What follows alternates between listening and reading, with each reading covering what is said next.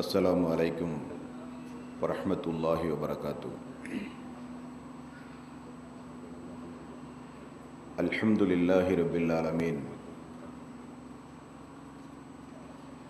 நஹ்மதுஹு வ நஸ்தஈனுஹு வ நஸ்தக்ஃபிருஹு வ நஊது பில்லாஹி மின் ஷுரூரி அன்ஃபுஸினா வ ஸய்யிஆத்தி அஅமாலினா. மை யஹ்திஹில்லாஹு ஃபலா முதில்ல லஹு வ மை யுضلل ஃபலா ஹாதிய லஹு. واشهد ان لا اله الا الله وحده لا شريك له واشهد ان محمدا عبده ورسوله. يا ايها الذين امنوا اتقوا الله حق تقاته ولا تموتن الا وانتم مسلمون. يا ايها الناس اتقوا ربكم الذي خلقكم من نفس واحده وخلق منها زوجها وبث منهما رجالا كثيرا ونساء واتقوا الله الذي تساءلون به والأرحام إن الله كان عليكم رقيبا. يا أيها الذين آمنوا اتقوا الله وقولوا قولا سديدا يصلح لكم أعمالكم ويغفر لكم ذنوبكم ومن يطع الله ورسوله فقد فاز فوزا عظيما. فإن خير الحديث كتاب الله وخير الهدي هدي محمد صلى الله عليه وسلم وشر الأمور محدثاتها وكل محدثة بدعة وكل بدعة ضلالة وكل ضلالة في النار. வார்த்தைகளில் சிறந்தது அல்லாஹ்வினுடைய வார்த்தை என்றும், வழிகாட்டுதலில் சிறந்தது நபிகள் நாயகம் ஸல்லல்லாஹு அலைஹி வஸல்லம் அவர்களுடைய வழிகாட்டுதல் என்றும்,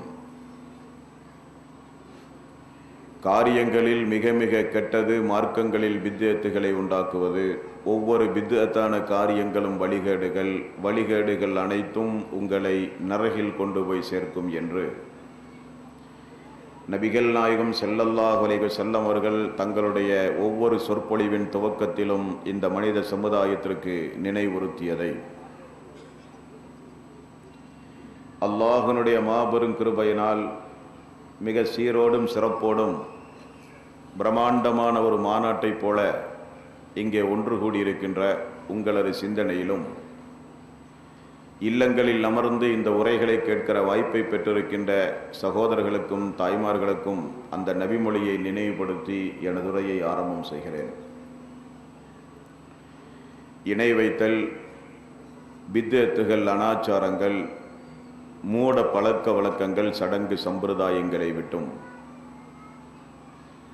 அமல்களை பாழாக்கி மறுமை நாளில் நரகத்திற்கு அழைத்து செல்லுகின்ற அனைத்து தீய எண்ணங்கள், நடவடிக்கைகளை விட்டும் நம் எல்லோரையும் அல்லாஹ் பாதுகாத்து அல்லாஹ்வினுடைய மார்க்கத்தில் சொல்லப்பட்ட சட்டதிட்டங்களுக்கு ஏற்ப நம்முடைய வாழ்வை நாம் அமைத்து மரணிக்கும் பொழுது உண்மை முஸ்லீமாக மரணித்து மறுமை நாளில் வெற்றி பெறுகின்ற ஒரு கூட்டத்தில் அல்லாஹ் நம் எல்லோரையும் எழுப்பி சொர்க்கத்தில் நபிகள் நாயகம் ஸல்லல்லாஹு அலைஹி வஸல்லம் அவர்களோடு நம் அனைவர்களையும் அல்லாஹ் ஒன்று சேர்ப்பானாக.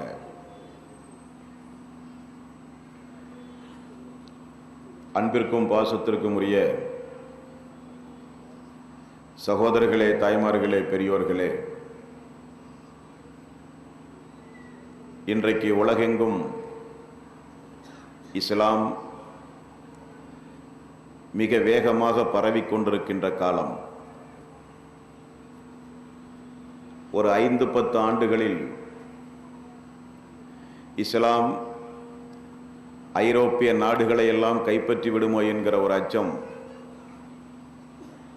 மேலை நாட்டினர்களுக்கு ஏற்பட்டிருக்கின்ற காரணத்தினால் இஸ்லாமிய வளர்ச்சியை தடுத்து உலகத்தின் அருட்கொடை நபிகள் நாயகம் ஸல்லல்லாஹு அலைஹி வஸல்லம் அவர்களின் மீது அவதூறுகளை பரப்பி அதன் மூலம் இஸ்லாத்திற்கும் இஸ்லாமியர்களுக்கும் ஒரு அவப்பெயரை உண்டாக்கி இஸ்லாமிய மார்க்க வளர்ச்சியை தடுத்து விடலாம் என்று கனவு கண்டு கொண்டிருக்கிறார்கள். இஸ்லாத்தை பொறுத்தவரையில் அல்லாஹ் அவனுடைய அருள்மறையாம் திருமறை குர்ஆனில் இன்ன தீன இன்தல்லாஹில் இஸ்லாம், நான் அங்கீகரித்த மார்க்கம் இஸ்லாம் என்று அல்லாஹ் குறிப்பிடுகிறான். இந்த உலகத்தில் மனிதர்களால் பின்பற்றுகிற எந்த மதங்களையும் மார்க்கங்களையும் அல்லாஹ் அங்கீகரிக்கவில்லையாம். நான் இஸ்லாமிய மார்க்கத்தை அங்கீகரித்திருக்கிறேன் என்று அல்லாஹ் திருக்குர்ஆனிலே குறிப்பிடுகிறான். இறை நிராகரிப்பாளர்கள் வெறுத்தாலும் இந்த மார்க்கத்தை நான் நிலைபெறச் செய்வேன் என்று அல்லாஹ் ரப்பல் ஆலமீன் முன்னறிவிப்பும் செய்திருக்கிறான் திருக்குர்ஆனில். அந்த அடிப்படையில் உலகம்தான் லட்சியம் என்று வாழ்ந்து கொண்டிருந்த ஐரோப்பிய நாடுகளிலெல்லாம் எல்லா மனிதர்களுடைய கைகளிலும் இன்றைக்கு திருக்குர்ஆன், மனிதர்கள் நாவசைத்து பேசுகின்ற அனைத்து மொழிகளிலும் திருக்குர்ஆன் மொழியாக்கம் செய்யப்பட்டு எல்லோருடைய வீடுகளையும் இன்றைக்கு திருக்குர்ஆன் அலங்கரிக்கப்பட்டு கொண்டிருக்கின்றது. செப்டம்பர் 11 என்கிற ஒரு அநியாயத்தை இந்த மனித சமுதாயத்திலே நிகழ்த்தி அதன் மூலம் இஸ்லாமிய நாடுகளையும் இஸ்லாமியர்களையும் கொன்றொழிக்க வேண்டும் என திட்டம் தீட்டி ஒரு அசம்பாவித சம்பவத்தை நிகழ்த்தி இஸ்லாத்தை வேறறுக்க வேண்டும் என திட்டம் தீட்டினார்கள் கயவர்கள். ஆனால் அதற்கு பிறகு அல்லாஹ் நிகழ்த்திய சூழ்ச்சிக்காரனுக்கெல்லாம் மிகப்பெரிய சூழ்ச்சிக்காரன் அல்லாஹ் ரப்பல் ஆலமீன். அவன் நிகழ்த்திய மிகப்பெரிய ஒரு அற்புத சம்பவம் என்னவென்றால், எல்லோரும் இஸ்லாத்தை குறித்து படிக்க ஆரம்பித்தார்கள். யார் அந்த முஹம்மது? திருக்குர்ஆன் என்றால் என்ன, இஸ்லாம் என்றால் என்ன என்று எல்லோரும் படிக்க ஆரம்பித்தார்கள். அதனுடைய விளைவு இன்றைக்கு நான் ஆரம்பத்தில் சொன்னதைப் போல இஸ்லாம் அசூர வேகத்தில் வளர்ந்து கொண்டிருக்கின்றது. சமீபத்தில் ஒலிம்பிக் போட்டியில் கலந்து கொள்வதற்காக வேண்டி உலகத்தின் பல பாகங்களிலே இருந்தும் வீரர்கள் லண்டன் மாநகருக்கு ஒன்று கூடினார்கள். அந்த வீரர்களை எல்லாம் சற்றேறக்குறைய 150க்கு மேற்பட்ட வீரர்களை எல்லாம் அமர வைத்து மிஸ்டர் கிரீன் என்பவர் அந்த மக்களுக்கு இஸ்லாமிய மார்க்கத்தை குறித்து, வேதத்தை குறித்து, அல்லாஹ்வுடைய ரசூலை குறித்து எடுத்து ஒரு அருமையான ஒரு உரை நிகழ்த்தினார்.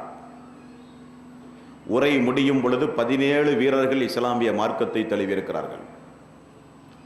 இவைகளெல்லாம் பத்திரிகை செய்தியாக மீடியாக்களில் வெளிவரும் பொழுது இஸ்லாத்தை விரும்பாத, இஸ்லாத்தின் மீது வெறுப்பு கொண்ட, இஸ்லாத்தை வேறறுக்க வேண்டும் என நினைக்கின்ற அவர்களால் தாங்க முடியவில்லை.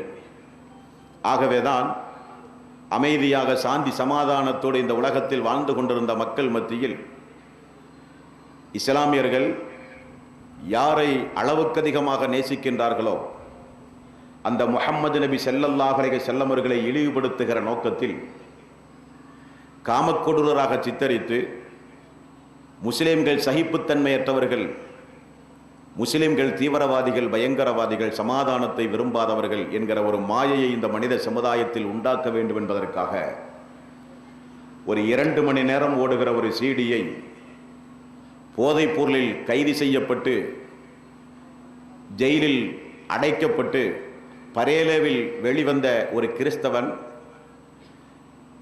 $6 மில்லியன் செலவு செய்து 60க்கும் மேற்பட்ட நடிகர்களை தயாரித்து 100 யூதர்களுடைய பொருளாதார உதவியை பெற்று 2 மணி நேரம் ஓடுகிற ஒரு சீடியை தயாரித்திருக்கிறான். அவனுக்கு வேறு வேலையே இல்லை. 1 வார காலம் கனடாவிலே ஓடியது. மக்கள் மத்தியில் எந்த வகையான ஒரு எதிர்ப்பும் இல்லாத காரணத்தினால் அந்த படம் பிக்சர் பெட்டி சாதாரணமாகவே பெட்டிக்குள் வைத்து பூட்டி விட்டார்கள். விட்டால் போதாது, யூடியூப் போன்ற இணையதளங்களிலும் அதை பரப்ப முயற்சி செய்தார்கள்.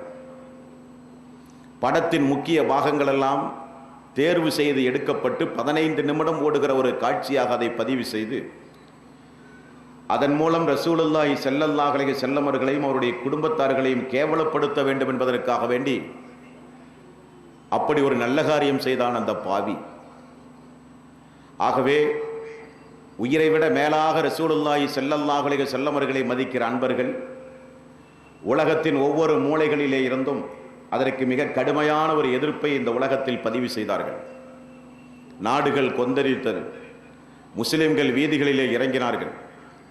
உருவத்தை வேரோடும் வேரறி மண்ணோடும் வெட்டி சாய்க்க வந்த அல்லாஹ்வினுடைய ரசூலை, இந்த உலகத்திற்கு ஒழுக்கத்தை கற்றுக் கொடுத்த அல்லாஹ்வினுடைய ரசூலை, இந்த உலகத்தில் பெண்ணுரிமையை பேணி நடக்க வேண்டும், பெண்களை மதித்து நடக்க வேண்டும் என்று சொன்ன அல்லாஹ்வினுடைய ரசூலை, வெட்கக்கேடான ஆபாசமான காரியத்தை ஏறெடுத்தும் பார்க்காதீர்கள் என்று சொல்ல வந்த அல்லாஹ்வினுடைய ரசூலை இப்படி கேவலப்படுத்தி விட்டார்களே என்பதற்காக வேண்டி உலகத்தின் பல பாகங்களிலே இருந்த முஸ்லிம்கள் எதிர்ப்புகளை பதிவு செய்தார்கள்.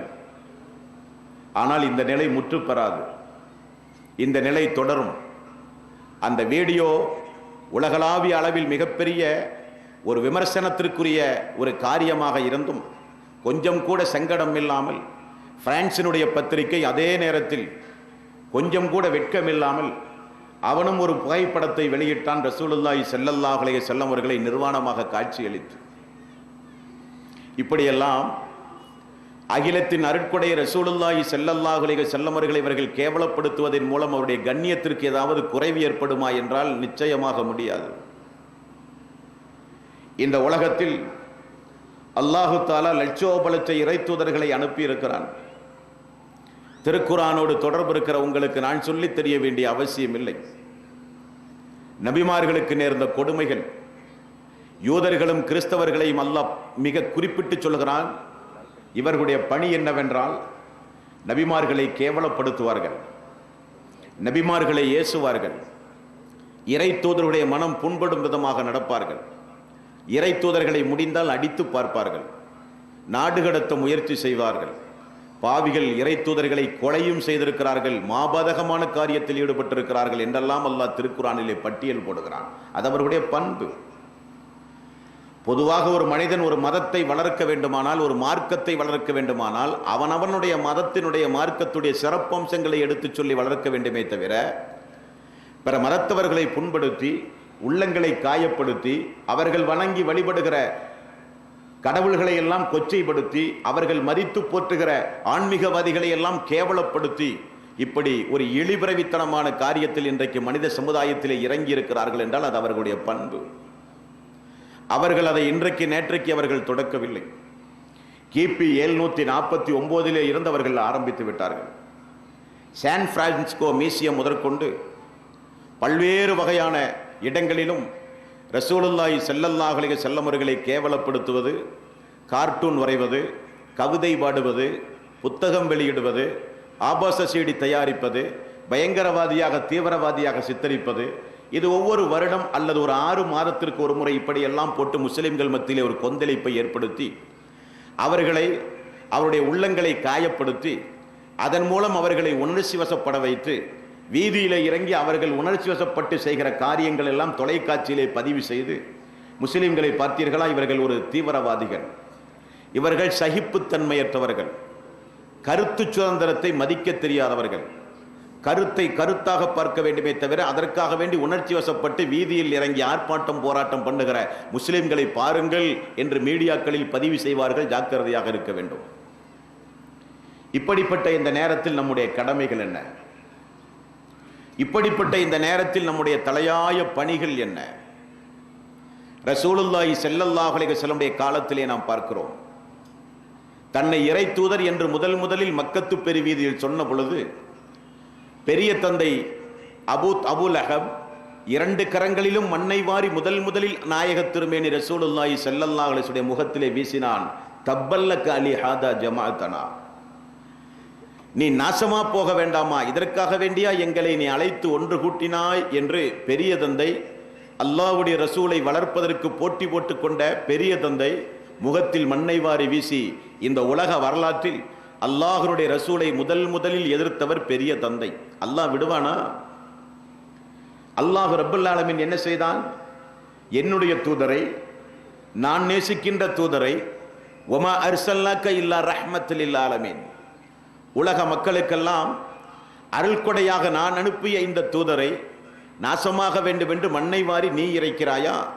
தப்பத் யதா அபீ லஹபின் வதப், உனது 2 கரங்களும் நாசமாக வேண்டும் என்று அல்லாஹ் ஆயத்தை இறக்கினான்.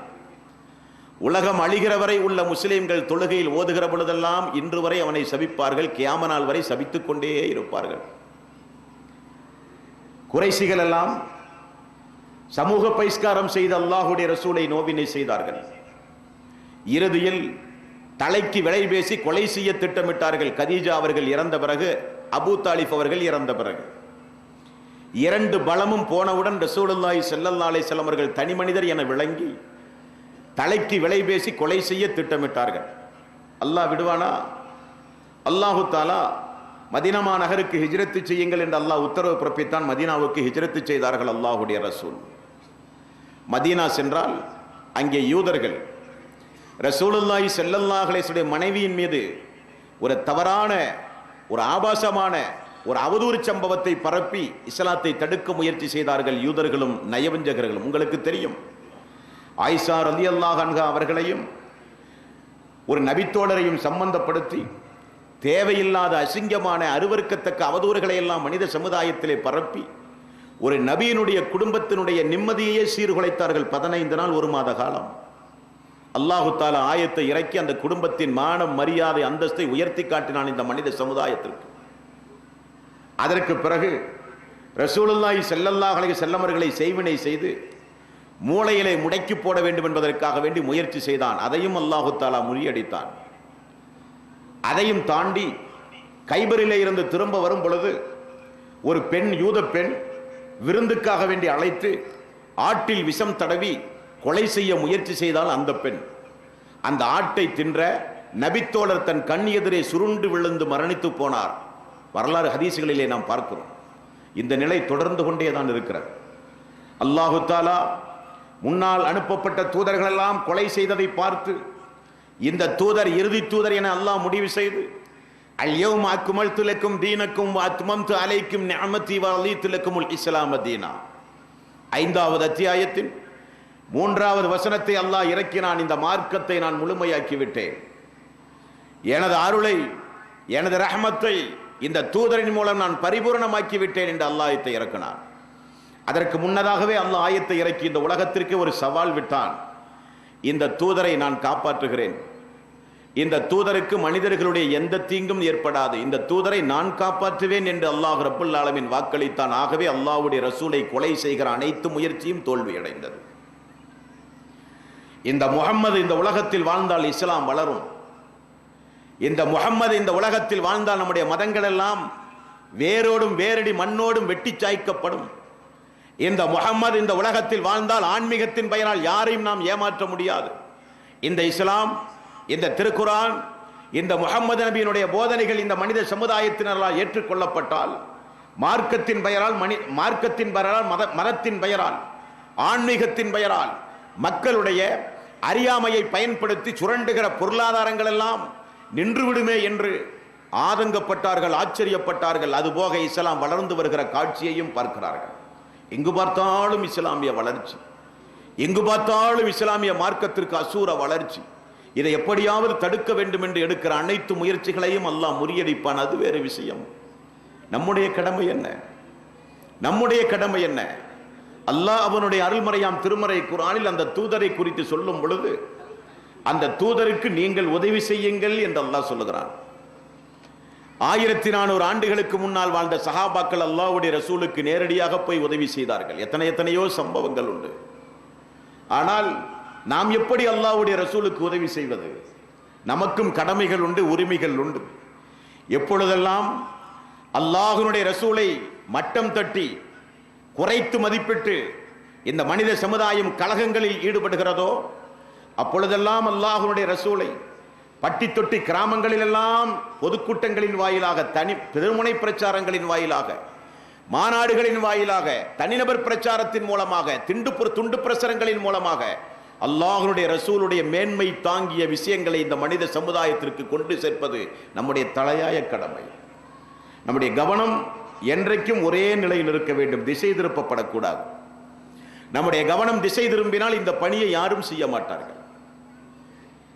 மேலை நாடுகளில், ஐரோப்பிய நாடுகளில், அங்குமிங்குமாக நடத்தப்படுகிற மாநாடுகளில் இஸ்லாமிய துவேஷம் எப்படி பேசப்படுகிறது என்றால், பகிரங்கமாகவே திருக்குரானை கையில எடுத்து 2 பக்கங்கள் 4 பக்கங்களை சாரை சாரையாக கிழித்து வீசுகிறான் ஒரு மனிதன். அமர்ந்து கொண்டிருக்கிற மக்களை பார்த்து சொல்கிறான், இப்படி திருக்குரானை கிழிச்சு வீசுவதன் மூலம் நீங்கள் முஸ்லிம்களை வெல்ல முடியாது. அவருடைய உள்ளத்திலிருந்து அந்த இஸ்லாத்தை நீங்கள் அகற்ற வேண்டும். உள்ளத்திலிருந்து முகமது நபியின் மீதுள்ள பற்றுதலை நீங்கள் அகற்ற வேண்டும். திருக்குரானுக்கும் அவர்களுக்கு மத்தியில் ஒரு இடைவெளி உண்டாக்க வேண்டும். வெள்ளிக்கிழமை நாளில் ஜுமா என்கிற பெயரில் மக்கள் முஸ்லிம்கள் பள்ளிகளை ஒன்று கூடக்கூடாது. அவருடைய வாழ்க்கை இஸ்லாமாக மாறக்கூடாது. முகம்மது என்ன சொன்னாலும் இந்த சமுதாயம் செய்வார்கள் என்பதை உணர்ந்து வெஸ்டர்ன் கல்ச்சர் என்கிற அடிப்படையில் மேலை நாட்டு கலாச்சாரங்களை மெல்ல மெல்ல மெல்ல மெல்ல இந்த மனித சமுதாயத்திற்கு அறிமுகம் செய்ய ஆரம்பித்தார்கள். டிவி போன்ற ஆபாசமான சம்பவங்களை வீடுகளிலே இருந்து பார்க்கிற மனோபாவத்தை முஸ்லிம்களுக்கு உண்டாக்கினார்கள். அதன் மூலம் முஸ்லிம்களுடைய உள்ளத்தில் இருக்கிற இஸ்லாத்தை வேறறுக்க வேண்டும் என்பது அவர்களுடைய திட்டம். அறிந்தும் அறியாமலும் முஸ்லிம்கள் ஆகிய நாம் அதற்கு பலிகேடாகி கொண்டிருக்கிறோம். நம்முடைய கடமை என்ன? இந்த நல்ல நேரத்தில் அல்லாஹ்வுடைய ரசூலுக்கு நாம் எப்படி உதவுவது, அல்லாஹ்வுடைய ரசூலை எப்படி நாம் நேசிப்பது? கொஞ்சம் செவிதாழ்த்தி நீங்கள் கேட்க வேண்டும் தாய்மார்களே, பெரியோர்களே. பொதுவாகவே ஒரு இடத்தில் ஒன்று கூடி ஒரு இஸ்லாமிய உபதேசத்தை நாம் கேட்டுவிட்டு திரும்ப செல்லும் போது ஏதாவது ஒரு சில செய்திகளை அதிலிருந்து நாம் படிப்பினையாக பெற்றிருக்க வேண்டும். அதன் மூலம் நம்முடைய வாழ்விலே ஒரு சில மாற்றங்கள் உண்டாகி இருக்க வேண்டும். என்றைக்கும் ஒரே மாதிரியான வாழ்வு, என்றைக்கும் ஒரே மாதிரியான சிந்தனை நமக்கு இருத்தல் கூடாது. வாழ்விலே மாற்றங்கள் ஏற்பட வேண்டும். பொதுவாகவே இந்த உலகத்தில் நாம் ஒவ்வொருவரும் ஏதாவது ஒரு வகையில் ஏதாவது ஒரு பொருளை, ஏதாவது ஒரு மனிதர்களை நாம் நேசிக்கக்கூடியவர்கள் தான். பிள்ளைகளை நேசிக்கிறார்கள் பெற்றோர்கள். என்ன காரணம்?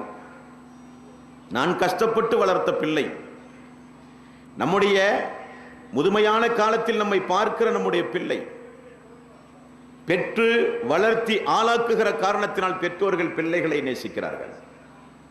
பெற்றோர்களை பிள்ளைகள் ஏன் நேசிக்கிறார்கள்?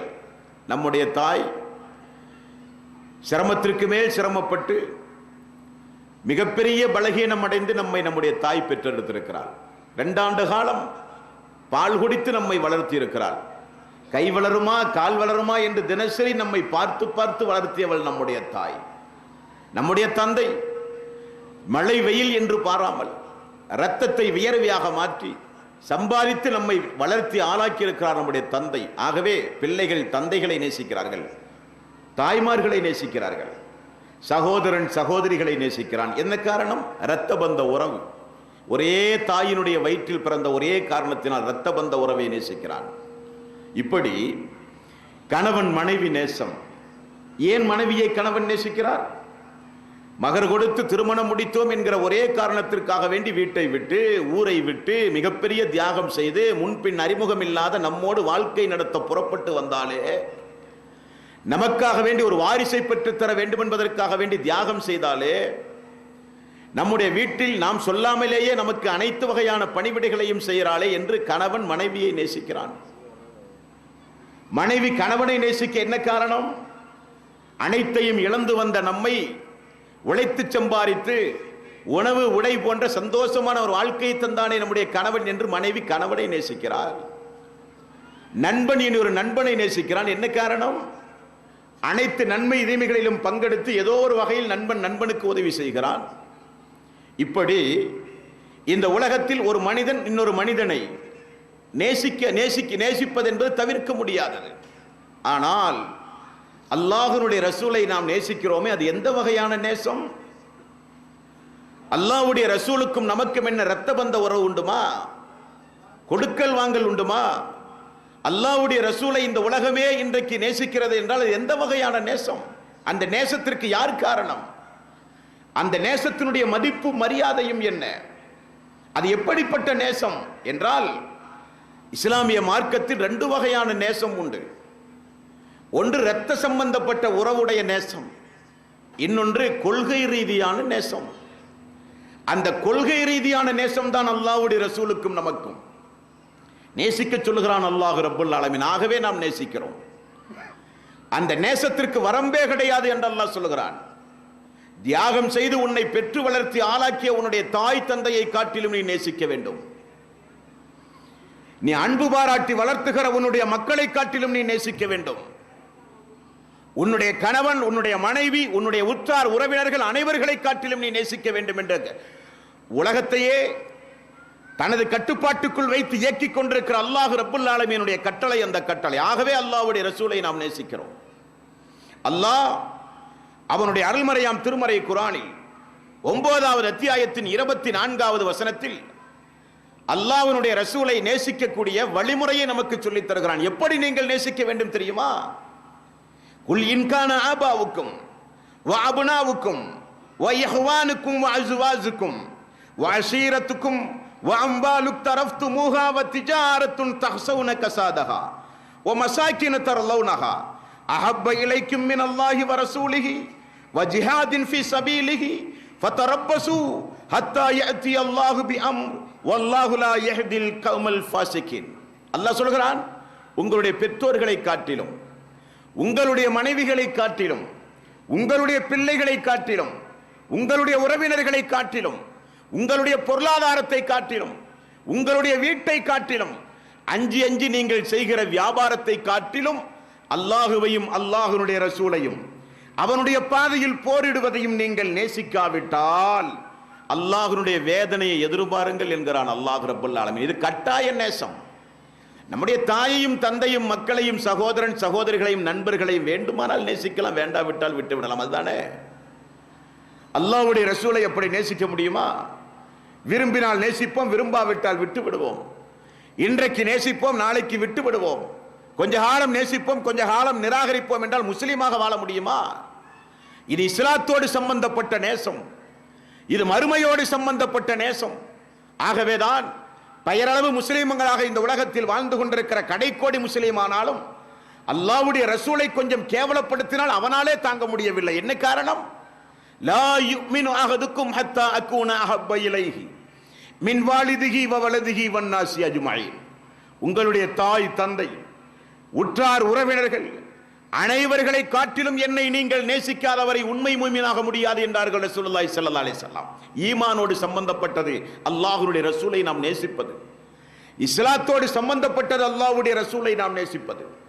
உமர் ரலியல்லாஹு அன்ஹு அல்லாஹ்வுடைய ரசூலிடத்திலே ஒரு நாள் வந்து இப்படி சொன்னார், யா ரசூலல்லாஹ், எனது உயிரை தவிர, என்னை தவிர உலகத்தில் இருக்கிற அனைத்தையும் காட்டிலும் உங்களை நான் நேசிக்கிறேன் என்றார்.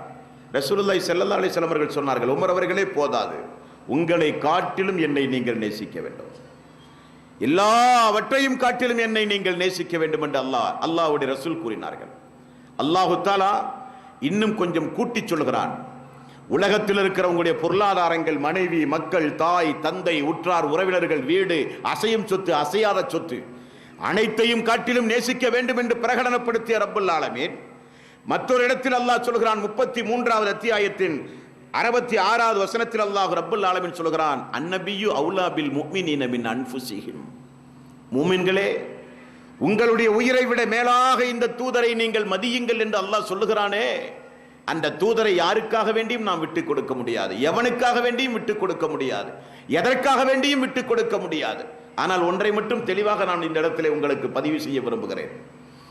உலகமே திரண்டு அல்லாஹ்வுடைய ரசூலை கேவலப்படுத்த முயற்சி செய்தாலும் அது நடக்காது. காரணம், அவருடைய கண்ணியத்தை, அவருடைய புகழை நான் மேலோங்க செய்து வைத்திருக்கிறேன் என்று அல்லாஹ் சொல்லுகிறான். அல்லாஹ் உத்தரவாதம் எடுத்திருக்கிறான் அவருடைய கண்ணியத்திற்கு, அவருடைய புகழுக்கு அல்லாஹ் உத்தரவாதம் எடுத்திருக்கிறான். இந்த உலகமே திரண்டாலும் 24 மணி நேரமும் இந்த உலகத்தில் ஒரே ஒரு தூதருடைய நாமம் ஒலித்துக் கொண்டிருக்கிறது என்றால் அது அல்லாஹ்வுடைய ரசூலுடைய பெயர்தான். பாங்கோசையின் மூலம் மினாராக்களில் பட்டு தரிக்கிற வாசகம் அஷ்ஹது அன்ன முஹம்மதர் ரசூலுல்லாஹ், அஷ்ஹது அன்ன முஹம்மதர் ரசூலுல்லாஹ், முஹம்மது என்பவர் அல்லாஹ்வுடைய ரசூல் என்கிற இந்த பாங்கோசை உலகத்தின் ஒவ்வொரு மூளை முடுக்குகளிலும் 24 மணி நேரம் ஒலித்துக் கொண்டிருப்பதை எவனாலும் தடுத்து நிறுத்த முடியாது. இறைவனுக்கு செலுத்த வேண்டிய வணக்க வழிபாட்டில் ஒரு முஸ்லிம் அல்லாஹும்ம ஸல்லி அலா முஹம்மதின் வ அலா ஆலி முஹம்மதின் கமா ஸல்லைத அலா இப்ராஹீம வ அலா ஆலி இப்ராஹீம் இன்னக ஹமீதும் மஜீத், அல்லாஹும்ம பாரிக் அலா முஹம்மதின் வ அலா ஆலி முஹம்மதின் கமா பாரக்த அலா இப்ராஹீம வ அலா ஆலி இப்ராஹீம் இன்னக ஹமீதும் மஜீத். அல்லாஹ்வே, இப்ராஹிம் அலைஹிஸ்ஸலாத்து வஸ்ஸலாம் அவர்களுக்கும் அவருடைய குடும்பத்தாருக்கும் எப்படிப்பட்ட அருளை நீ சொரிந்தாயோ அதே அருளை எங்கள் தலைவர் நபிகள் நாயகம் ஸல்லல்லாஹு அலைஹி வஸல்லம் அவர்களுக்கும் நீ கொடுப்பாயாக என்கிற இந்த துவாவை உலகத்தில் இருக்கிற ஒவ்வொரு முஸ்லீம் ஐங்கால தொழுகையில் அல்லாஹ்விடத்திலே பிரார்த்தனை செய்கிற தூதர் அந்த தூதர். அல்லாஹ்வுடைய ரசூல், எனது உயிரை காட்டிலும் நீங்கள் என்னை உங்களுடைய உயிரை காட்டிலும் உலகத்து மாந்தர்களை காட்டிலும் என்னை நீங்கள் நேசிக்க வேண்டும் என்று சொன்னார்கள் அல்லாஹ்வுடைய ரசூல்.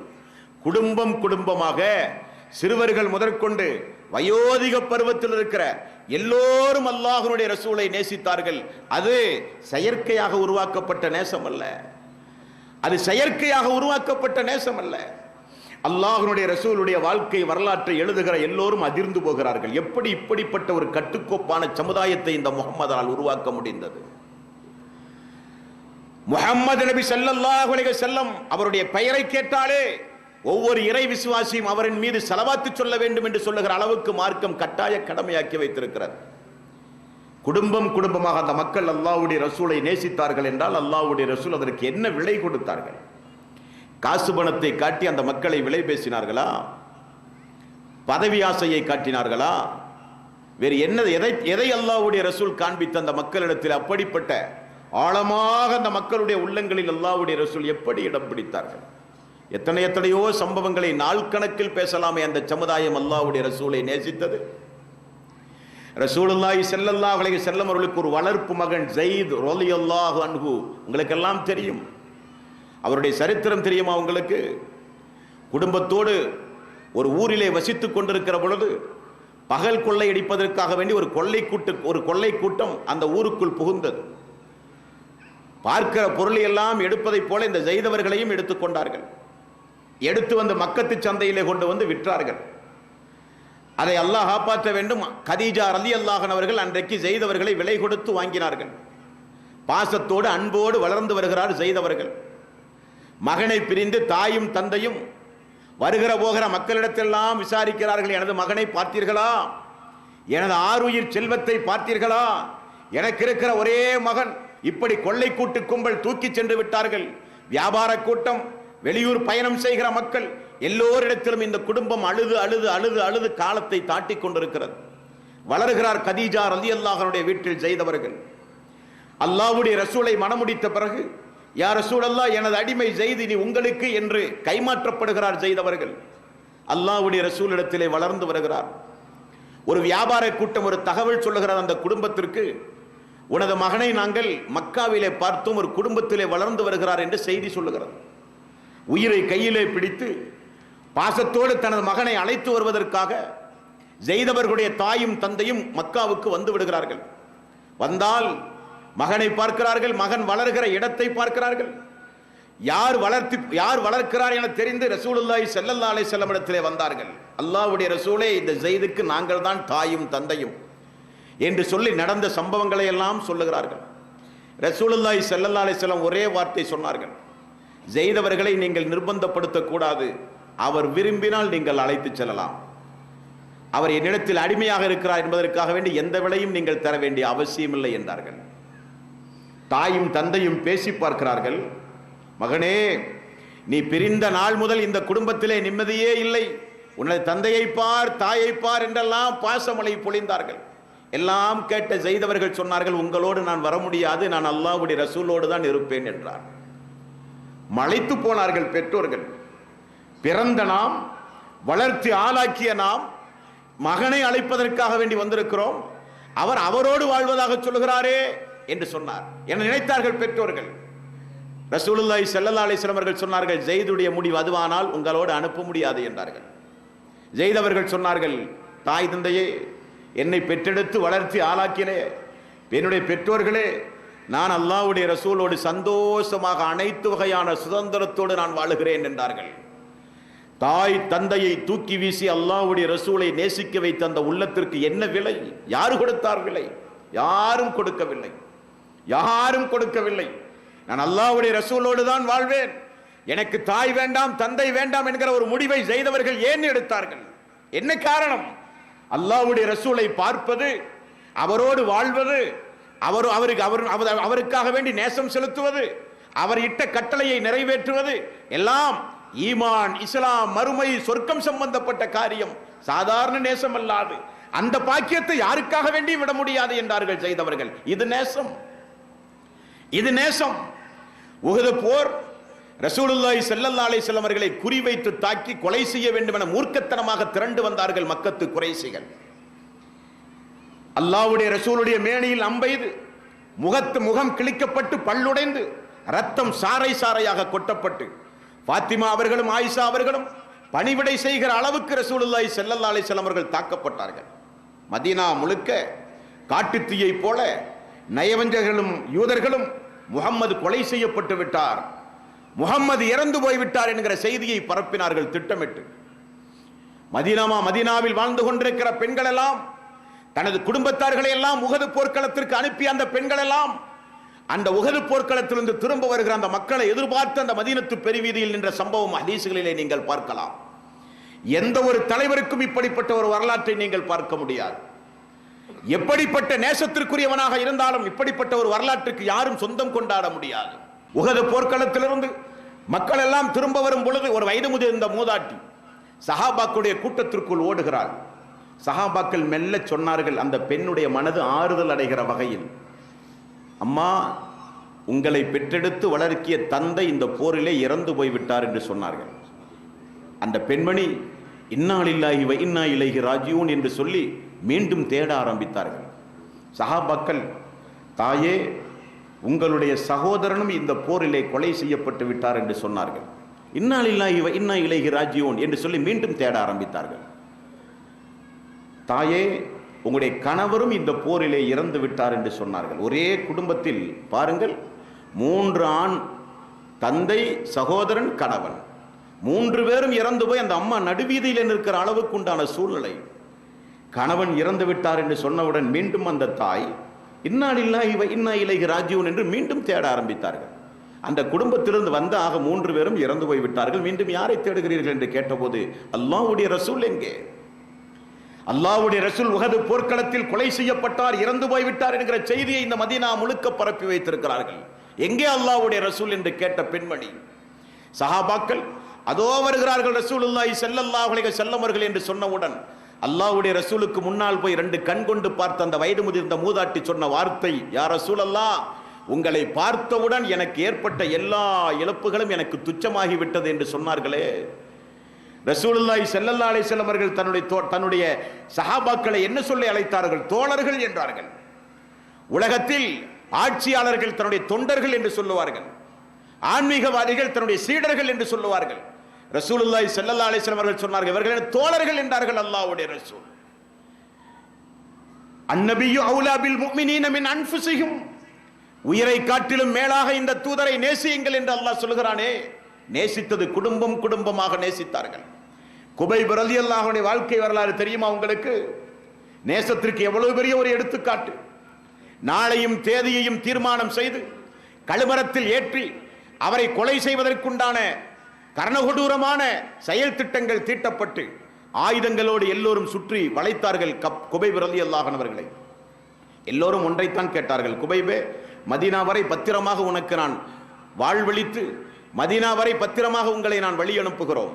நீங்கள் ஒரே ஒரு வார்த்தையை சொல்ல வேண்டும், எனக்கு இந்த நிலை முஹம்மதால் தான் ஏற்பட்டது, நான் நிற்கிற இந்த இடத்தில் முஹம்மது இருந்தால் போதும் என்று மட்டும் சொல் என்று சொன்னார்கள். குபைப் ரலியல்லாஹு அன்ஹு அவர்கள் பட்டன சொன்னார்கள். எல்லோரும் அசைந்து போகிற அளவுக்கு, அதிர்ச்சி அடைகிற அளவுக்கு குபைப் ரலியல்லாஹு அன்ஹு அவர்கள் சொன்னார்கள், குறைஷிகளே, அல்லாஹ்வுடைய ரசூலுடைய காலில் ஒரு முள் தைப்பதற்கு இந்த குபைபுடைய உயிர் பணயம் என்றால் அதையும் நாங்கள் செய்வோம் என்று சொன்னார்.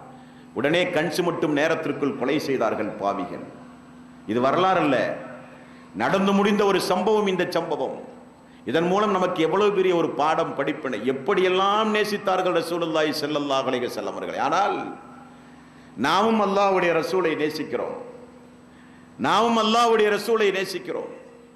அல்லாஹ்வுடைய ரசூலை நேசிப்பது என்றால் என்னவென்றே தெரியாமல் நேசிக்கிறோம். அதுதான் ஒரு வேதனை. சஹாபாக்கள் அழுத்தம் திருத்தமாக அல்லாஹ் எப்படி நேசிக்க சொல்கிறானோ அந்த அடிப்படையில் நேசித்தார்கள் சஹாபாக்கள். ஆனால் நாம் எதற்காக வேண்டி அல்லாஹ்வுடைய ரசூலை நேசிக்கிறோம் என தெரியாமலேயே நாம் வாழ்ந்து கொண்டிருக்கிறோம். நபிகள் நாயகம் ஸல்லல்லாஹு அலைஹி வஸல்லம் அவர்களுக்கு இன்றைக்கு ஏற்பட்டிருக்கிற ஒரு அவமானமாக அவர்கள் நினைத்து செய்த சரித்திட்டங்கள், அதை துடைத்தெறிய வேண்டுமானால் மிகப்பெரிய ஒரு பலம் நமக்கு வேண்டும். வெறுமனே ஆர்ப்பாட்டம் போராட்டம் செய்து எதிர்ப்புகளை பதிவு செய்தால் போதாது, அது உணர்வுகளை வெளிப்படுத்தியதாக இருக்கட்டும். ஆனால் அல்லாஹ்வுடைய மிகப்பெரிய ஒரு பலத்தை நாம் பெற்றுக்கொண்டு இந்த மனித சமுதாயத்தில் இஸ்லாத்தையும் அல்லாஹ்வுடைய ரசூலையும் இந்த மனித சமுதாயத்திற்காக வேண்டி அறிமுகம் செய்கிற போராட்டங்கள் நம்முடைய வாழ்வில் தொடர்ந்து இருந்தாக வேண்டும். இவர்களை அல்லாஹ்விடத்திலே ஒப்படைத்து விடுவோம். ரசூலுல்லாஹி ஸல்லல்லாஹு அலைஹி வஸல்லம் கஅபாவில் தொழுகிற பொழுது அவருடைய கழுத்தில் ஒட்டகத்தினுடைய மலக்குடலை கொண்டு வந்து வைத்து வெடிசிரிப்பு சிரித்து எல்லோரும் அன்றைக்கு மகிழ்ந்தார்கள். பாத்திமா அவர்கள் ஓடி வந்து மலக்குடலை தள்ளி ரசூலுல்லாஹி ஸல்லல்லாஹு அலைஹி வஸல்லம் தலையை உயர்த்தி பார்க்கும்போது அபூஜஹில், உத்பா, ஷைபா, உமையா எல்லோரும் இருந்தார்களே. அல்லாஹ்வுடைய ரசூல் சொன்னார்கள், யா அல்லாஹ், இந்த அபூஜஹலை உன்னிடத்தில் ஒப்படைக்கிறேன், இந்த உமையாவை உன்னிடத்திலே ஒப்படைக்கிறேன், இந்த ஷைபாவை உன்னிடத்திலே ஒப்படைக்கிறேன் என்று சொல்லி ரசூல் ஸல்லல்லாஹு அலைஹி வஸல்லம் பிரார்த்தனை செய்தார்கள். மதீனா பத்ர் போர்க்களத்தில் எல்லோரும் அல்லாஹ்வுடைய ரசூலுடைய அந்த போர்க்களத்தில் எல்லோரும் அன்றைக்கு மடிந்து போனார்கள், அன்றைக்கு எல்லோரும் கேவலப்பட்டு இறந்து போனார்கள் என்று ஹதீசுகளை பார்க்கிறோம். என்றால் பாதிக்கப்பட்ட மனிதனுடைய பிரார்த்தனைக்கு அவ்வளவு வெகுமதிகள் உண்டு. அல்லாஹ்வுடைய ரசூலுக்கு ஒரு பாதிப்பு என்றால் அது உலக முஸ்லிம்களுக்கு ஏற்பட்ட பாதிப்பு. தஹஜ்ஜுத் தொழுகையில் சுஜூதிலே கிடந்து இவர்களுக்காக வேண்டி துஆ செய்ய வேண்டும். அல்லாஹுவே, அவர்களுக்கு ஒன்று நீ ஹிதாயத்தை கொடு, அல்லது அவர்களை உங்களிடத்திலே நான் ஒப்படைக்கிறேன் என்று அல்லாஹ்விடத்திலே பிரார்த்தனை செய்ய வேண்டும். பிரார்த்தனைக்கு வெகுமதிகள் உண்டு. அல்லாஹு தஆலா இந்த தூதரை ஏன் அனுப்பினேன் என்று அல்லாஹ் சொல்லுகிறான் தெரியுமா? திருக்குரானில் அல்லாஹ் அவனுடைய அருள்மறையாம் திருமறை குரானில் இந்த தூதரை நான் ஏன் அனுப்பினேன் என்று சொல்லுகிற பொழுது 4வது அத்தியாயத்தின் 64வது வசனத்தில் அல்லாஹ் ரப்புல் ஆலமீன் சொல்லுகிறான், நாமெல்லாம் முஸ்லிம்கள், கொஞ்சம் செவிதாழ்த்தி இனி மீதமுள்ள உரையை நீங்கள் கேட்க வேண்டும் என தாழ்மையோடு கேட்டுக்கொள்கிறேன். அல்லாஹு தஆலா நபிகள் நாயகம் ஸல்லல்லாஹு அலைஹி வஸல்லம் அவர்களை எதற்காக வேண்டி அனுப்பினார்? 4வது அத்தியாயத்தின் 64வது வசனத்தில் அல்லாஹ் சொல்கிறான், வமா அர்சல்னா மிர் ரசூலின் இல்லா லியுதா பிஇذنில்லாஹ். அல்லாஹ் தன்னுடைய உத்தரவைப்படி மக்களாகிய நீங்கள் கட்டுப்பட்டு நடக்க வேண்டும் என்பதற்குத்தான் நான் தூதர்களை அனுப்பினேன் என்று அல்லாஹ் சொல்கிறான். தூதர்களை அல்லாஹ் அனுப்பியது அல்லாஹ்வுடைய மார்க்கத்திற்கு நாம் கட்டுப்பட்டு நடக்க வேண்டும் என்பதற்குத்தான் அல்லாஹ் தூதரை அனுப்பியதாக சொல்கிறான். அல்லாஹு தஆலா அவனுடைய அருள்மறையாம் திருமறை குரானில் 3வது அத்தியாயத்தின் 31வது வசனத்தில் அல்லாஹ் சொல்கிறான், அல்லாஹ்வுடைய நேசம் உங்களுக்கு வேண்டுமா? அல்லாஹ்வுடைய அன்பு உங்களுக்கு வேண்டுமா? அல்லாஹ்வுடைய அருள் உங்களுக்கு வேண்டுமா? அல்லாஹ்வுடைய பாதுகாப்பு உங்களுக்கு வேண்டுமா? குல் இன் குன்தும் துஹிப்பூனல்லாஹ ஃபத்தபியூனி யுஹிப்புக்குமுல்லாஹ் வ யஃபிர் லக்கும் துனூபக்கும். அல்லாஹ்வுடைய நேசம் உங்களுக்கு வேண்டுமானால் அல்லாஹ்வுடைய தூதரை நீங்கள் பின்பற்றுங்கள் என்று அல்லாஹ் ரப்பல் ஆலமீன் திருக்குரானிலே சொல்கிறான். மற்றொரு இடத்தில் 8வது அத்தியாயத்தின் 64வது வசனத்தில் அல்லாஹ் இப்படி சொல்கிறான், யா அய்யுஹன் நபியு ஹஸ்புக்கல்லாஹு வ மனித்தபஅக மினல் முஃமினீன். தூதரே, உங்களுக்கும் நம்பிக்கை கொண்டோரில் உம்மை பின்பற்றுகிற மக்களுக்கும் அல்லாஹ் போதுமானவன் என்று அல்லாஹ் திருக்குரானிலே சொல்கிறான். நபியே, உமக்கு அல்லாஹ் போதுமானவன். இஸ்லாத்தை ஏற்றுக்கொண்டு உன்னை பின்பற்றுகிற மக்களுக்கும் அல்லாஹ் போதுமானவன் என்று அல்லாஹ் திருக்குரானிலே சொல்கிறான். மேலும் அல்லாஹு தஆலா 4வது அத்தியாயத்தின் 69வது வசனத்தில் சொல்கிறான், இந்த தூதர் உங்களுக்கு வேண்டுமா? 1400 ஆண்டுகளுக்கு முன்னால் உலகத்தில் வாழ்ந்து மரணித்த அந்த உத்தம சீலர் உங்களுக்கு வேண்டுமா? 2 கண் கொண்டும் பார்க்காமல் நான் இறக்கிய வேதத்தை மட்டுமே நம்பி இப்படி ஒரு தூதர் என நினைத்து, தூதர் வாழ்ந்து மரணித்தார் என நினைத்து அவருடைய சொற்செயல் அங்கீகாரத்தை தன்னுடைய வாழ்வில் தலையாய கடமையாக ஏற்று பின்பற்றி வாழ்ந்த முஸ்லிமான ஆண்களுக்கும் பெண்களுக்கும் அந்த தூதர் மறுமை நாளில் சொர்க்கத்தில் உங்களோடு இருக்க வேண்டுமா? நீங்கள் அந்த தூதரோடு சொர்க்கத்தில் ஒன்றாக இருக்க விருப்பமா? வமை யுத்தில்லாஹ வர் ரசூல் உலாயிக மஅல்லதீன அன்அமல்லாஹு அலைஹிம் மினன் நபிய்யீன வஸ்ஸித்தீகீன வஸ்ஸுஹதாஇ வஸ்ஸாலிஹீன். 4வது அத்தியாயத்தின் 69வது வசனம்.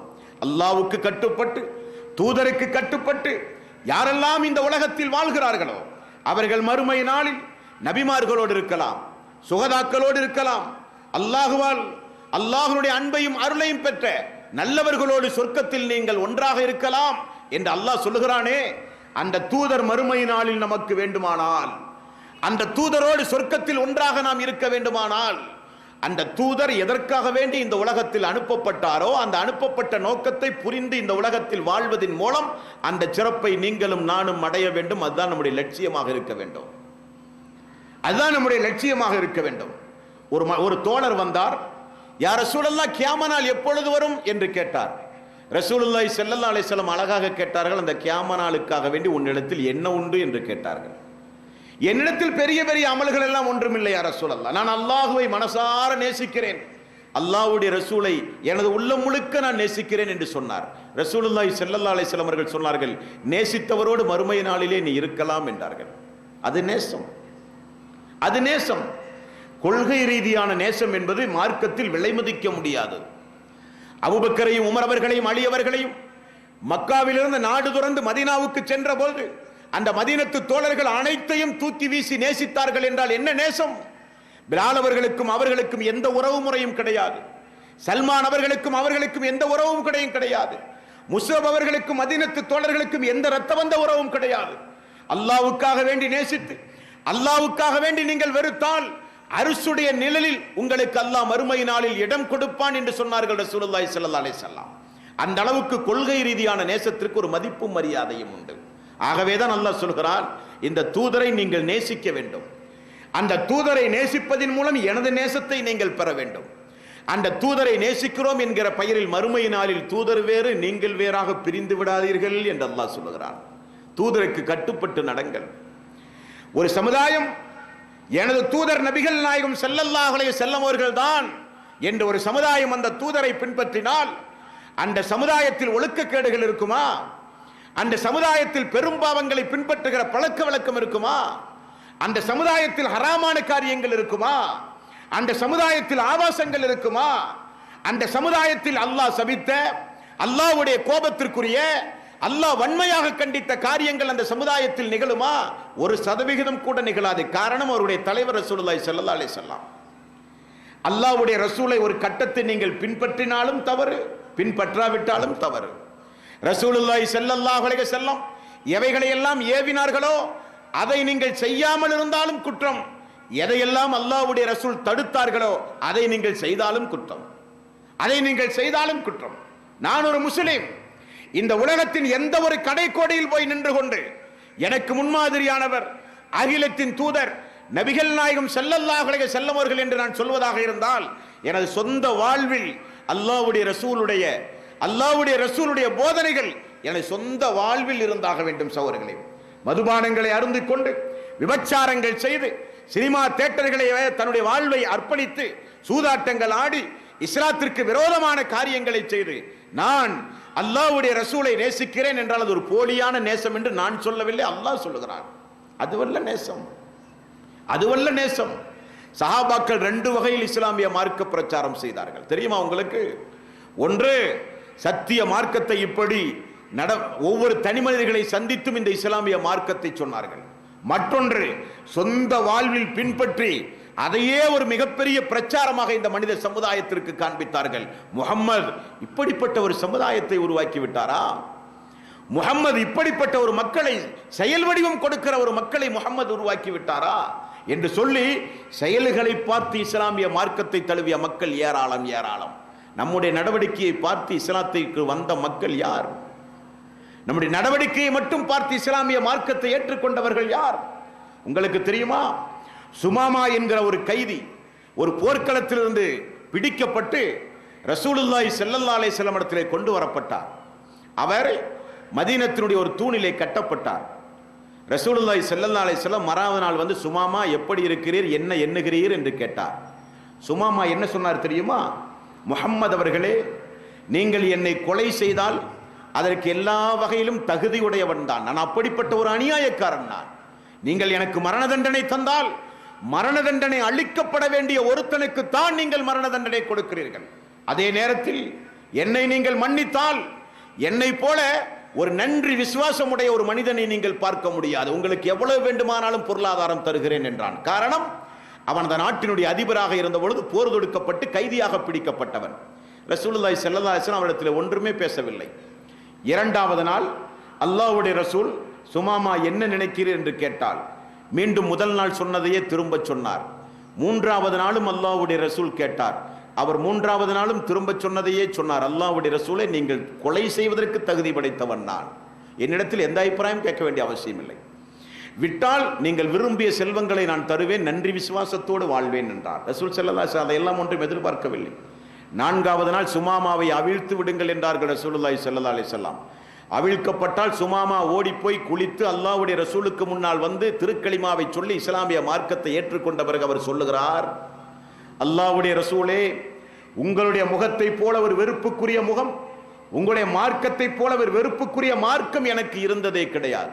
ஆனால் இன்றைய நாளிலே இருந்து உங்களுடைய முகத்தை போல எனக்கு விருப்பத்திற்குரிய முறம், உங்களுடைய மார்க்கத்தை போல ஒரு நேசத்திற்குரிய ஒரு மார்க்கம் இந்த சுமாமாவுக்கு கிடையாது என்றார்கள் சுமாமா. அல்லாஹ்வுடைய ரசூலுடைய நடவடிக்கை அவரை திருப்பி இருக்கிறது. எத்தனையோ சஹாபாக்கள் சொந்த வாழ்வில் அல்லாஹ்வுடைய ரசூலை பின்பற்றி, அல்லாஹ்வுடைய ரசூலை சொந்த வாழ்க்கையில் பின்பற்றி இந்த மனித சமுதாயத்திற்கு நடமாடுகிற சொர்க்கவாசியாக அந்த மக்கள் மாறினார்கள் என்றால் நாம் நம்முடைய வாழ்வில் கொஞ்சம் மாற்றத்தை உண்டாக்க வேண்டுமா வேண்டாமா? தாழ்மையோடு நான் கேட்கிறேன். இப்படியே நம்முடைய காலம் கழிந்தால் என்ன ஆவது? மறுமையிலே அல்லாஹ்வுடைய ரசூலை பார்க்க முடியுமா? பார்க்கிற வாய்ப்பை பெற முடியுமா? சௌபான் ரலியல்லாஹு அன்ஹு அவர்கள், அல்லாஹ்வுடைய ரசூலே, மறுமை நாளில் உங்களோடு ஒன்றாக இருக்க என்ன வழி என்று கேட்டபொழுதுதான் 4வது அத்தியாயத்தின் 69வது வசனம் இறங்கியது. ஒரு நாள் ரசூலுல்லாஹி ஸல்லல்லாஹு அலைஹி வஸல்லம் இரவு தொழுகைக்காக வேண்டி வீட்டில் அந்த ஃபஜ்ருக்கு முன்னதாக இரவனுடைய கடைசி பகுதி ஒது செய்வதற்காக வேண்டி அல்லாஹ்வுடைய ரசூல் எழுந்து இரவு தொழுகை தொழுவதற்கு தன்னை தயார்படுத்தும் போது வீட்டிலே பார்த்தால் பாத்திரம் அங்குமிங்குமாக எடுத்து வைக்கிற சப்தம். ரசூலுல்லாஹி ஸல்லல்லாஹு அலைஹி வஸல்லம் யார் என்று பார்த்தால் தனது வீட்டிலே இருக்கிற ஒரு தோழர். யா ரசூலுல்லாஹ், ஒது செய்ய தண்ணீர் எடுத்து வைத்து விட்டேன். அல்லாஹ்வுடைய ரசூல் தொழுகைக்கு தயாராவார் என நினைத்து முன்கூட்டியே ஒது செய்ய தண்ணீர் எடுத்து வைக்கிறார். ரசூல் ஸல்லல்லாஹு அலைஹி வஸல்லம் ஒது செய்துவிட்டு அந்த தோழரை பார்த்து கேட்டார்கள், உமக்கு ஏதாவது வேண்டுமானால் என்னிடத்திலே கேள் என்று சொன்னார்கள். அன்றைக்கு பைத்துல் மாலில் பொருளாதாரங்கள் நிறைந்து வழிம்பி கிடந்த நேரம், எல்லா இடங்களிலும் ரசூலுல்லாஹி ஸல்லல்லாஹு அலைஹி வஸல்லம் கவர்னர்களை நியமித்துக் கொண்டிருந்த நேரம், எல்லோருக்கும் ஆட்சி அதிகாரத்தில் பங்களித்துக் கொண்டிருந்த நேரம். அந்த தோழர் சொன்னார், ஆமாம் யா ரசூலல்லாஹ், எனக்கு ஒன்று வேண்டும் என்றார். என்ன வேண்டும் என்று கேட்டார். சட்டென சொன்னார் அந்த தோழர், யா ரசூலல்லாஹ், சொர்க்கத்திலும் இதே போல உங்களோடு நெருக்கமாக இருக்க வேண்டும், வேறு ஒன்றும் எனக்கு வேண்டாம் என்றார். பார்த்தீர்களா எண்ணத்தை? சொர்க்கத்திலும் இந்த வீட்டில் எப்படி ஒன்றாக இருக்கிறோமோ அதே போல யா ரசூலல்லாஹ், சொர்க்கத்திலும் ஒன்றாக நான் இருக்க வேண்டும் என்றார்கள். ரசூலுல்லாஹி ஸல்லல்லாஹு அலைஹி வஸல்லம் அவர்கள் சொன்னார்கள், அதிகம் அதிகம் சுஜூது செய்வதன் மூலம் எனக்கு நீங்கள் உதவி செய்யுங்கள். இது ஃபர்லான தொழுகை அல்ல. ஃபர்லான தொழுகை எல்லா முஸ்லிம்களும் தொழுகிறார்கள். ஃபர்ல் அல்லாத உபரியான சுன்னத்தான தஹஜ்ஜுத் போன்ற லுஹா போன்ற உபரியான வணக்க வழிபாடுகளை அதிகம் அதிகம் நாம் சுஜூது செய்வதன் மூலம் அல்லாஹ்வுடைய ரசூலோடு ஒன்றாக இருக்கலாம் என்று அல்லாஹ்வுடைய ரசூல் சொன்னார்களே, அந்த பாக்கியத்திற்குரியவர்கள் நம்மில் எத்துணை பேர்கள்? அந்த பாக்கியத்திற்குரியவர்கள் நம்மில் எத்துணை பேர்கள்? அல்லாஹ்வுடைய ரசூல் ஒன்றை சொன்னாரா, நான் செய்வேன். அல்லாஹ்வுடைய ரசூலை ஒன்றை செய்து காண்பித்தாரா, நான் செய்வேன். அல்லாஹ்வுடைய ரசூல் ஒன்றை சஹாபாக்கள் செய்ய அங்கீகரித்தது எனக்கு மார்க்கமாக சொல்லப்பட்டதா, நான் செய்வேன். அல்லாஹ்வுடைய ரசூல் ஒன்றை தடுத்தாரா, அதை ஏறெடுத்தும் பார்க்க மாட்டேன் என்றுதான் சஹாபாக்கள் உலகத்திலே வாழ்ந்தார்கள். ரசூலுல்லாஹி ஸல்லல்லாஹு அலைஹி வஸல்லம் அவர்கள் வீற்றிருக்கிற ஒரு சபையில் ஒரு நபித்தோழர் தங்க மோதிரம் அணிந்த நிலையில் ஒரு நாள் வந்தார். ரசூலுல்லாஹி ஸல்லல்லாஹு அலைஹி வஸல்லம் தங்க மோதிரம் ஆண்களுக்கு ஹராம் என்று சொன்னார்கள்.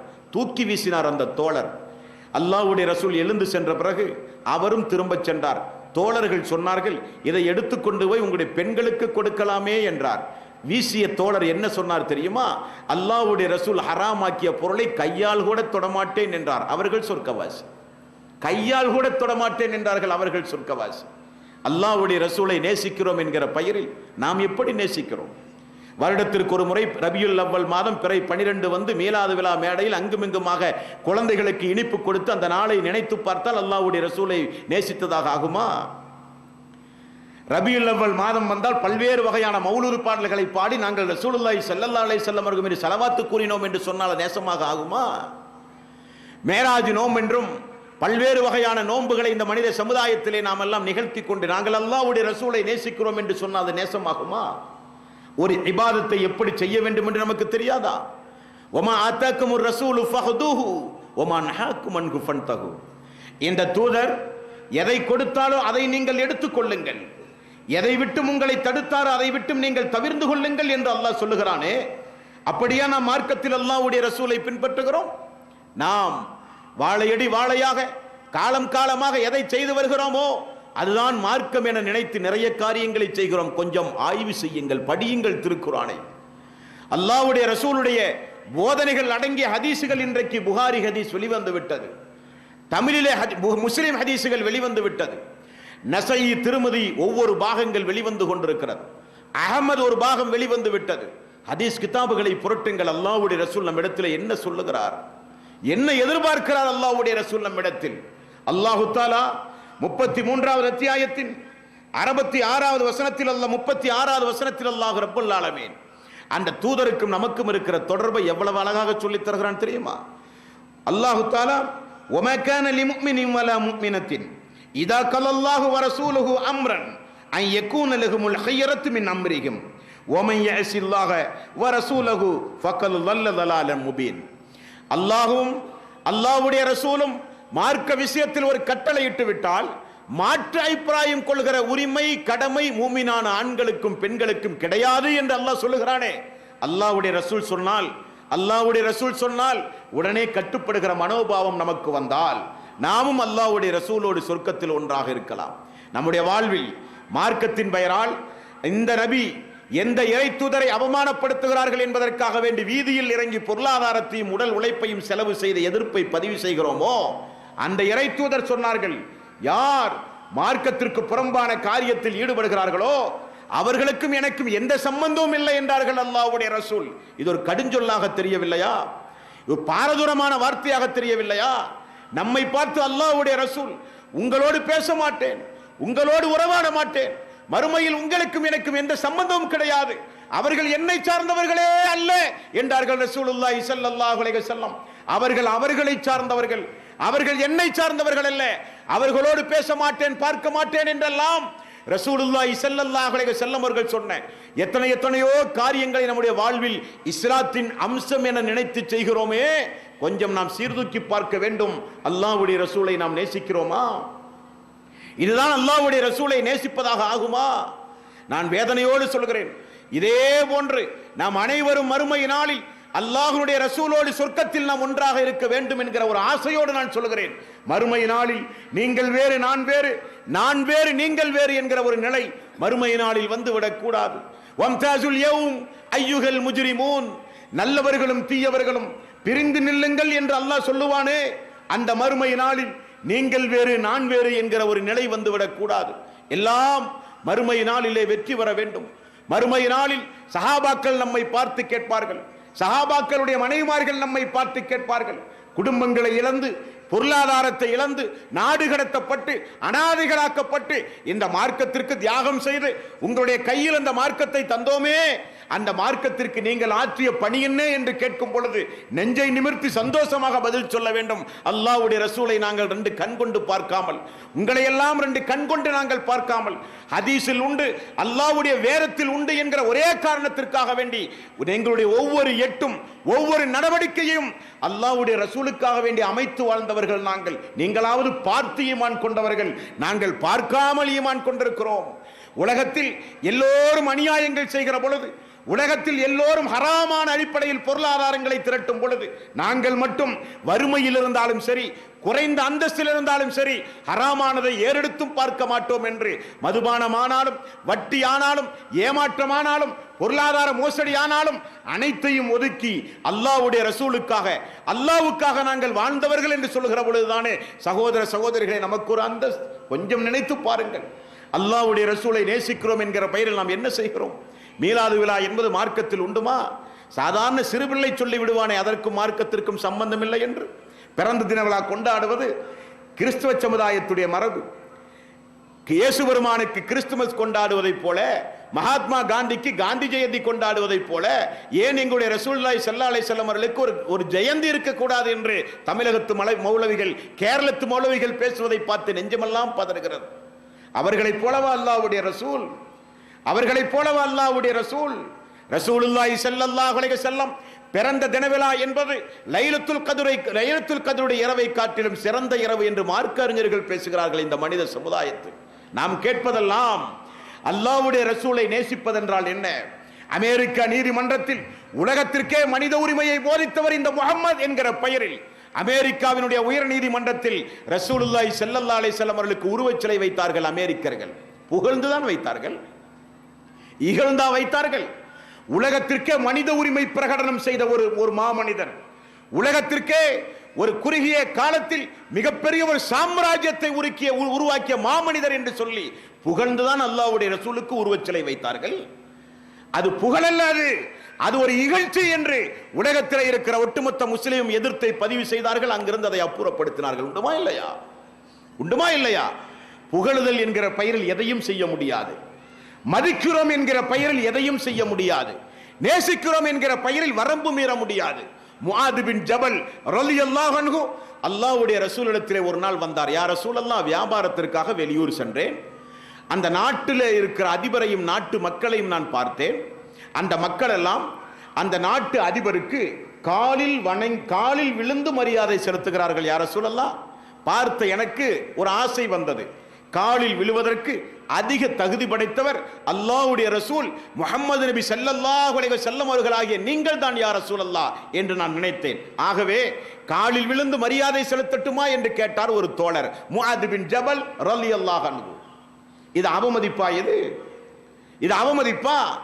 நாட்டு மன்னர்களுக்கு நாட்டு குடிமக்கள் காலில் விழுந்து மரியாதை செய்கிற மரபு அன்றைக்கு இருந்தது. ஆன்மீகவாதிகளுடைய காலிலே விழுந்துகிற பக்தர்கள் அன்றைக்கு இருந்தார்கள். ரசூலுல்லாஹி ஸல்லல்லாஹு அலைஹி வஸல்லம், இது மரியாதை அல்ல. இது காலில் விழுந்து மரியாதை செலுத்துவது மார்க்கத்தில் இருக்குமேயானால் ஒரு பெண்ணை அழைத்து கணவனுக்கு மரியாதை செலுத்த காலில் விழச் சொல்லி இருப்பேன். இந்த தலை இந்த பூமியில் சாய்க்கப்பட வேண்டுமானால் அல்லாஹ் ஒருவனுக்கு மட்டும்தான் என்ற நெறிமுறை அந்த தோழருக்கு கற்றுக் கொடுத்தார். இது நேசம் அல்ல, இது தவறான பாசம் என்றார்கள் ரசூலுல்லாஹி ஸல்லல்லாஹு அலைஹி வஸல்லம். எது நேசம், எது பாசம்? அல்லாஹ்வுடைய ரசூல் எப்படி நேசிக்க சொன்னார்களோ அப்படி நேசிக்க வேண்டும். எப்படி அன்பு பாராட்ட சொன்னார்களோ அப்படி அன்பு பாராட்ட வேண்டும். எப்படி அல்லாஹு தஆலா தனது அருள்மறையாம் திருமறை குர்ஆனில் எனது நேசம் வேண்டுமானால் எப்படி நடக்க வேண்டும் என்று அல்லாஹ் சொல்லுகிறானோ அப்படி நடங்கள் என்பதுதான் எங்களுடைய தாழ்மையான ஒரு வேண்டுகோள். இந்த கோரிக்கையை ஆரம்ப காலகட்டத்தில் எடுத்து சொன்ன பொழுதெல்லாம் இவர்கள் அல்லாஹ்வுடைய ரசூலை மதிக்காதவர்கள், அல்லாஹ்வுடைய ரசூலை கேவலப்படுத்துகிறவர்கள், அல்லாஹ்வுடைய ரசூலை சாதாரண மனிதர்கள் என்கிறார்கள். அல்லாஹ்வுடைய ரசூலை இவர்கள் இகழ்கிற கூட்டம் என்றெல்லாம் மக்கள் மத்தியிலே விஷமத்தனமான ஒரு பிரச்சாரத்தை செய்த காலத்தை எல்லாம் மீண்டும் உங்களுக்கு நான் ஞாபகப்படுத்துகிறேன். அதற்காக வேண்டி இதை சொல்ல நான் இங்கே வரவில்லை. நம்முடைய ஒரே நோக்கம், நமக்கு மறுமை நாளில் அல்லாஹ்வுடைய ரசூல் வேண்டும். நமக்கு மறுமை நாளில் சொர்க்கத்தில் அல்லாஹ்வுடைய ரசூலோடு ஒன்றாக இருக்கிற ஒரு வாய்ப்பை நாம் பெற வேண்டும் என்பதற்காக வேண்டி சொல்லுகிறேன். கொஞ்சம் யோசித்து பாருங்கள். ரசூல் ஸல்லல்லாஹு அலைஹி வஸல்லம் 23 ஆண்டு காலம் நபியாக வாழ்ந்தார். 23 ரபியுல் அவ்வலை சந்தித்தார். ஒரு ரபியுல் அவ்வலிலாவது அல்லாஹ்வுடைய ரசூல் தன்னுடைய பிறந்த தின விழாவை ஒரு பேரித்தங்கனியை தோழர்களுக்கு கொடுத்து கொண்டாடி இருப்பாரா? அபூபக்கர் சித்திக் அவர்கள் 2 ஆண்டு காலம் ஆட்சி ஆண்டார். 2 ரபியுல் அவ்வலை சந்தித்தார். ஏதாவது ஒரு ரபியுல் அவ்வலை அபூபக்கர் அவர்கள் கொண்டாடி இருப்பாரா? உமர் அவர்கள் 10 ஆண்டு காலம், உஸ்மான் ரலியல்லாஹு அன்ஹு அவர்கள் 13 ஆண்டு காலம் எல்லாம் ஆட்சி ஆண்டார்கள். பிறந்த தின விழா என்பது மார்க்கத்தில் இல்லாத பிரமத கலாச்சாரம் அவைகள் எல்லாம்.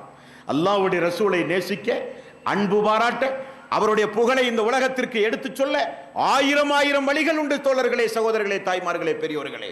மார்க்கத்திற்கு புறம்பான பிற மரத்தவர்களால் திட்டமிட்டு தீட்டி இந்த மார்க்கத்தில் நுழைவிக்கப்பட்ட எந்த காரியத்தை செய்தாலும் யார் பிரமத கலாச்சாரங்களை பின்பற்றுகிறார்களோ அவர்களை சார்ந்தவர்கள் என்றார்கள் ரசூலுல்லாஹி ஸல்லல்லாஹு அலைஹி வஸல்லம். அந்த பட்டியலில் நீங்களும் நானும் இடம்பெற்று விடக்கூடாது. மறுமையிலே இருக்கிற ஒரு சம்பவத்தை சொல்லி நான் எனது உரையை நிறைவு செய்ய ஆசைப்படுகிறேன். மறுமை நாளில் எல்லோரும் எல்லா இறை தூதர்களிடத்திலும் ஓடுவார்கள், ஆதம் நபியிலிருந்து ஈசா நபி வரை. கடைசியில் ஈசா நபி சொல்லுவார், அதோ இருக்கிறார் முஹம்மது நபி ஸல்லல்லாஹு அலைஹி வஸல்லம், அவரிடத்திலே போய் உங்களுடைய முறையீடுகளை செய்யுங்கள் என்று சொல்லுவார். அல்லாஹ்வினுடைய அனுமதியோடு அல்லாஹ்விடத்தில் நமக்காக வேண்டி சுஜூதிலே கிடந்து அழுது புலம்பி மன்றாடி அனுமதி வாங்கி நம்முடைய பாவங்களை எல்லாம் மன்னிக்க அல்லாஹ்விடத்திலே சுஜூதிலே கிடக்கும் போது அல்லாஹ், முஹம்மதே தலையை உயர்த்துங்கள், கேளுங்கள் தரப்படும் என்று அல்லாஹ் சொன்ன பிறகுதான் தலையை அல்லாஹ்வுடைய ரசூல் உயர்த்தினார். எனது சமுதாயம் யா அல்லாஹ், யா அல்லாஹ் எனது சமுதாயம், யா அல்லாஹ், யா அல்லாஹ் எனது சமுதாயம், யா அல்லாஹ் என்று ரசூலுல்லாஹி ஸல்லல்லாஹு அலைஹி வஸல்லம் அவர்கள் சொல்ல அல்லாஹ் யாரையெல்லாம் நாடுகிறானோ அவர்களுக்கெல்லாம் மன்னிப்பு வழங்கப்படும் என்கிற நபிமொழியை நீங்கள் எல்லாம் பலமுறை கேள்விப்பட்டவர்கள். அந்த மறுமை நாளில் கௌசர் என்கிற நீர் தடாகம் ஒரு சிறப்புமிக்க நீர் தடாகம். அதில் ஒரு முறை நீர் அருந்தினால் காலமெல்லாம் உங்களுக்கு தாகமே ஏற்படாது. 50,000 ஆண்டுகள் அல்லாஹ்வுடைய நீதிமன்றத்தில் ஒவ்வொரு மனிதர்களும் விசாரணைக்காக வேண்டி நிறுத்தப்பட வேண்டும். அந்த விசாரணை நீதிமன்றத்தில் 50,000 ஆண்டுகள் இருக்கிற அந்த நீதிமன்றத்தில் மனிதர்களுக்கு தாகமே ஏற்படாது. அப்படிப்பட்ட மிகப்பெரிய சிறப்பு வாய்ந்த கௌசர் என்கிற நீர்த்தடாகம், அந்த நீர்த்தடாகத்திற்கு அருகில் அல்லாஹ்வுடைய ரசூல் இருந்து நம்மையெல்லாம் எதிர்பார்த்து கொண்டிருப்பார்கள்.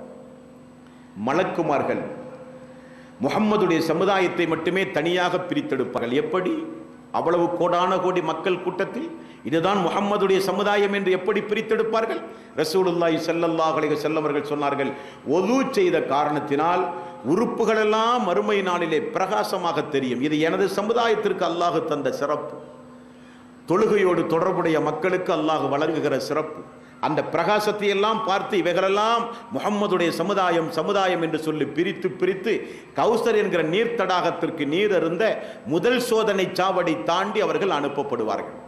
இரண்டாவது சோதனை சாவடியில் அவர்கள் தடுத்து நிறுத்தப்படும் பொழுது ரசூலுல்லாஹி ஸல்லல்லாஹு அலைஹி வஸல்லம் அவர்கள் பதறி போய் கேட்பார்கள், அவர்கள் எனது சமுதாயம், அவர்கள் எனது தோழர்கள், அவர்கள் எனது தோழர்கள் என்பார்கள் ரசூலுல்லாஹி ஸல்லல்லாஹு அலைஹி வஸல்லம். உடனே வானத்திலே இருந்து ஒரு சப்தம் வரும், முஹம்மதே, நீங்கள் மரணித்த பிறகு நீங்கள் சொன்ன அந்த மார்க்கத்தில் நீங்கள் சொல்லாத, நீங்கள் ஏவாத, நீங்கள் செய்து காண்பிக்காத, நீங்கள் அங்கீகரிக்காத நிறைய காரியங்களை மார்க்கத்தின் பெயரால், நன்மையின் பெயரால் செய்த மக்கள் இந்த மக்கள் என்று சொல்லப்படும். உடனே ரசூலுல்லாஹி ஸல்லல்லாஹு அலைஹி வஸல்லம் சுஹக்கன், என்னை விட்டும் நீங்கள் தூரமாகி விடுங்கள், என்னை விட்டும் நீங்கள் தூரமாகி விடுங்கள் என்று சொல்லுவார்கள். அந்த நிலை நம்மில் யாருக்கும் வந்துவிடக் கூடாது. அல்லாஹ்வுடைய ரசூல் அப்படி ஓட்டுவார்கள். ரசூலுல்லாஹி ஸல்லல்லாஹு அலைஹி வஸல்லம் அவர்கள் சொன்னார்கள், ஒரு குதிரை மேய்ப்பாளன் குதிரையை எப்படி ஓட்டுவானோ, ஒரு ஒட்டக மேய்ப்பாளன் ஒட்டகத்தை எப்படி அதிவேகமாக ஓட்டுவானோ, அதே போல மறுமை நாளில் நான் ஓட்டுவேன் உங்களை. யாரை? மார்க்கத்திற்கு புறம்பான காரியங்களை செய்து நன்மை நன்மை என நினைத்து மன் அமில அமலன் லைஸ அலைஹி அம்ருனா ஃபஹுவ ரத்துன், நான் சொல்லாத, நான் கட்டளையிடாத, நான் செய்து காண்பிக்காத, நான் அங்கீகரிக்காத எந்த அமலை யார் செய்தாலும் மறுமை நாளில் ரத்து செய்யப்படும் என்றார்களே ரசூலுல்லாஹி ஸல்லல்லாஹு அலைஹி வஸல்லம். அப்படி மார்க்கத்தில் இல்லாத தொழுகை, மார்க்கத்தில் இல்லாத நோன்பு, மார்க்கத்தில் இல்லாத சடங்கு சம்பிரதாயங்களை செய்து மறுமை நாளில் கௌசர் என்கிற நீர்த்தடாகத்திற்கு முன்னால் அல்லாஹ் வெளிச்சம் போட்டு காண்பிப்பானே, இது இவர்களுடைய இபாதத் அல்ல.